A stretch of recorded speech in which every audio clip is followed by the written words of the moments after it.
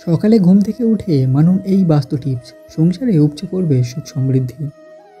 প্রচলিত প্রবাদ বলছে সকালবেলায় সারাদিনের আয়না। সকালের সূত্রপাত শুভ হলে সারাদিন ভালো কাটবে।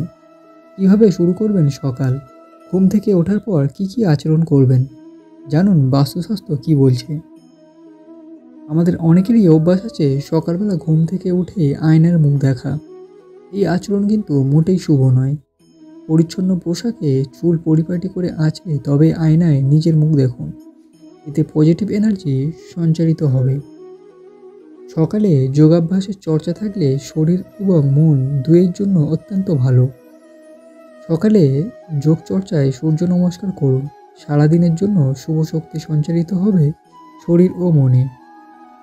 সকালে শঙ্খধ্বনি শোনা খুবই শুভ। পাশাপাশি শঙ্খ, নারকেল, ফুল এবং ময়ূর দেখতে পাওয়া বাস্তুমতে খুবই সুলক্ষণের। তাই আপনার শোয়ার ঘরে ময়ূরের মূর্তি সহ এই জিনিসগুলি রাখতে পারেন, যাতে ঘুম ভাঙার পর এগুলির ওপর দৃষ্টি পড়ে। দিনের প্রথম আলো যদি আপনার শোয়ার ঘরের একটি স্ফটিকের মধ্যে দিয়ে প্রতিফলিত হয়, প্রবেশ করে, তা অত্যন্ত শুভ বলে মনে করা হয় বাস্তুশাস্ত্রে।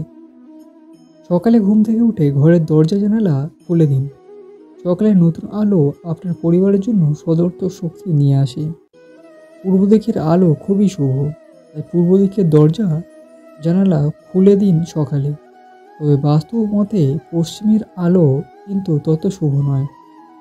পরিবারের সদস্যরা প্রাতরাশ একসঙ্গে করার চেষ্টা করুন, এতে পরিবারের বন্ধন দৃঢ় হয়।